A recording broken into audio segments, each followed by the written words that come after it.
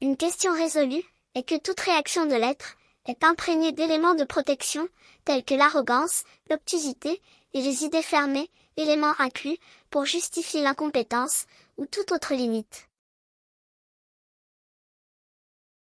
Dans cette surf, les philosophes, qui ne s'intitulent pas ainsi, continuent d'être appelés, par les externes, philosophes, même pour leur demeure.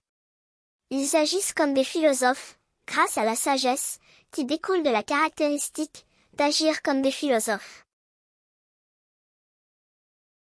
Ils se cachent dans la nomenclature, et étant si proches de la sagesse, se mélangent et se cachent dans le commun, et parce qu'ils se manifestent dans le commun, ils passent inaperçus et reçoivent même parfois le concept maximum de philosophe.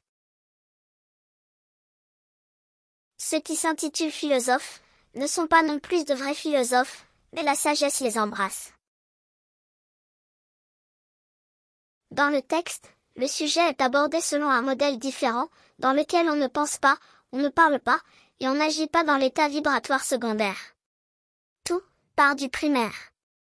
La conversation se fait avec l'esprit primordial, dont l'accès est réservé aux rares, aux fous, ou à ces moments de rareté et de folie.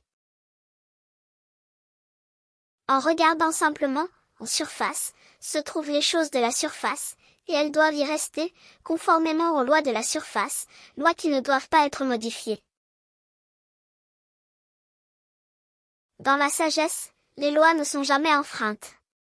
En revanche, en profondeur, se trouvent les choses de la profondeur, et elles obéissent aux lois de la profondeur. Parfois, l'être se demande s'il est possible de choisir entre la surface et la profondeur. La conversation répond sans cacher les clés, mais plutôt en les distribuant tout au long de la conversation. Cependant, d'une manière ou d'une autre, les concepts, qui devraient être mieux compris, même lorsque la didactique l'exige, sont appréciés avec beaucoup de soin. La superficialité, dans ce traité, est établie par tout moyen qui relie un être à un lieu, car c'est dans l'acquisition d'un état que l'être se manifeste.